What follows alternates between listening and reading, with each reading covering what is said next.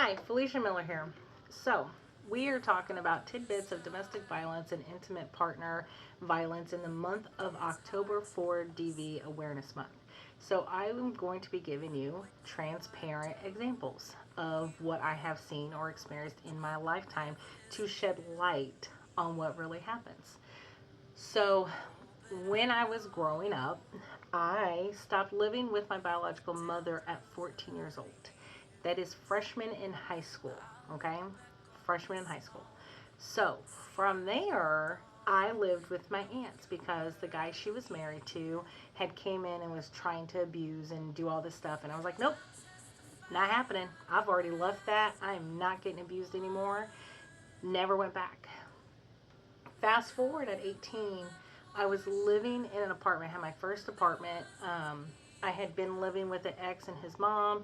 I had been living with aunts and different things for the last 4 years, off and on, especially after I came home from being trafficked. And I had my own apartment. I had my own space. Nobody could take it. Nobody could hurt me. No one do anything. And my mom and I had kind of presented this opportunity that, you know what, she's sick. She's ready to leave this abusive relationship. Let's move to Arizona. Let's start over. Let's do all this stuff. So I transitioned all my little jobs. At 18, you don't have very good jobs, but I had arranged that I could transfer to, these positions in Arizona, find us a place to live, and we could start over. Well, my lease is up, everything. Oh, he loves me. He promised. He got Jesus. He came to church with me. He's different. He's changed. I mean, he's not changed. So she stays with him. I lose my apartment, and I have to move back in with one of my aunts. So then, and this is after, I'm couch surfing. I'm sleeping on couches because that's been my bed. My bedroom for like 4 years, just about, was someone's couch. So then we fast forward, and I'm, living on my own again because after that I stayed on my own. And she comes and she's like, I'm leaving him. So we get her set up in a domestic violence shelter because they have services. And we're like, we want to make sure you're serious. We're not changing our lives for this. So we're meeting with her. She's, doing therapy. She's meeting with advocates. But all the while, she's meeting with this guy on the side. So then, of course, we call, hey, we want to come pick up our mom. We want to arrange things. And like, oh, she checked out. So we showed up with a little cheap Cracker Jack box ring and said, I love you, I'm going to marry you. So they go get married. So now he's got his hooks in her. Legally, he's got his hooks in her. So they go on, they're married. We're living our life, all this stuff. So then fast forward, there's like another time that she comes and stays with us. And I pick her up, and her PTSD was so bad that when we went to go pull into the apartments to get her medicine, she freaked out and she curled up in a ball into the floorboard of my sister's car, and was shaking because she was scared to death of what he would do if he seen her. So then we get the cops. We have the cops there. We're trying to get everything, and she comes with us because I said I made a few statements in order to like get her attention and get her out, and she did come and stay. And then again, she went back. And this went on back and forth. We would have her come stay with us. She would go stay with another family member, and then she would go back. She ultimately would always go back. And then we finally said, okay, let's try this again. She's like, I'm ready to leave. I don't want to do this anymore. So there was another individual who said, hey, I'll help. I'll help hide her. I'll take her. Let's help her out, yada, yada, yada. Well, I realized how bad her PTSD was when my husband and we were sitting there talking. I dropped something, and I freaked out because this thing landed on my foot and it hurt. And my mom hit the floor, and she was just like, shaking, and she was covering her head. And she was just instantly crying. My husband and I weren't fighting. I literally dropped something on my foot, flipped out, and him and I were just having strong language because this hurt my foot, but it put her in a full PTSD mode. So we had to approach things differently because everything triggered my mom. But nobody saw that. We did. And this individual, that time was the last time that I had stayed with my mom. Because she'd left, we bought her things that she needed that she had been denied for years. Basic denture cream, basic undergarments, bras, basic hygiene stuff she had been denied. We were trying to get her like, hey, it's okay, let's go get this, let's go do these things. So she goes and stays with this individual, and then she goes back to him. And the last time before she went into hospice, the last time that I had talked to her was when she came to get like the last bit of her stuff. And at the time she was in her mid-50s, and she just, I love him. I love him. You're wrong about him. He loves me.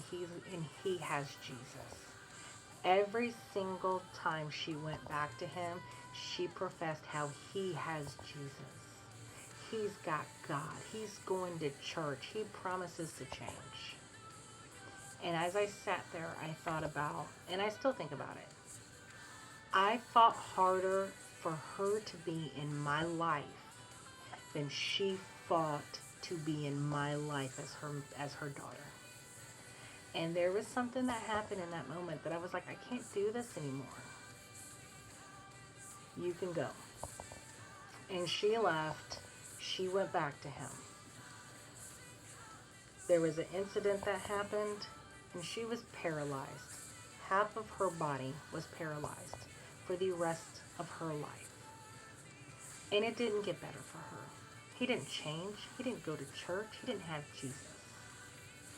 The atrocious things that she even further endured as a half-paralyzed person should embarrass the people who know what happened and what they heard, and there should be a disappointment within themselves that they were willing to sit and listen and endure the statements that were said to somebody who was half paralyzed. But I had to let that go, because she made that choice. And that is the hardest thing for people who watch somebody who leaves, is you're walking away and you're walking back to it. You're literally throwing away security and safety to go back to something that you know, because there's so much brainwashing that happens. There's so much toxicity that happens and damage to the nervous system, the dysregulation, the way that you think, the way that you process, that you have to go back. And she did. To the day that she died, she stayed in that environment. But I share that because most people who go back, depending on who you talk to, 1 to 9, 1 to 8 times for a person to leave before they finally stop leaving, before they're murdered. Many times victims of domestic violence are killed before they actually get to escape and be free. And if they do escape, they do leave, there's always a high chance that they will meet someone who is worse, who will absolutely treat them worse than the first person.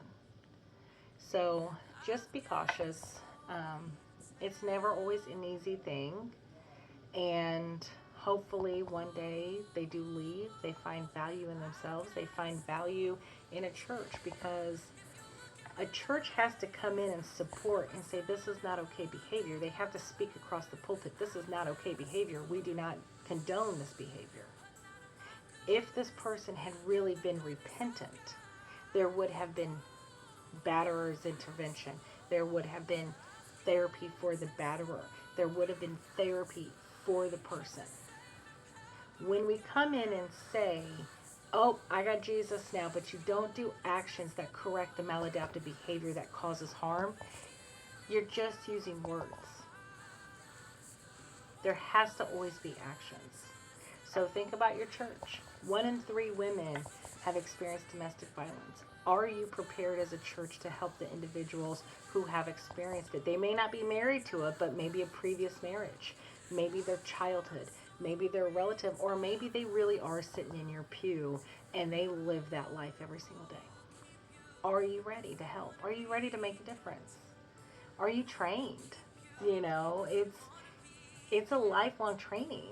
It's a lifelong learning how to help somebody who has that kind of trauma. So there's your transparency. It's a hard thing, you know, but it's taught me a lot in my personal life, and it's taught me a lot how to be present for my patients. God bless.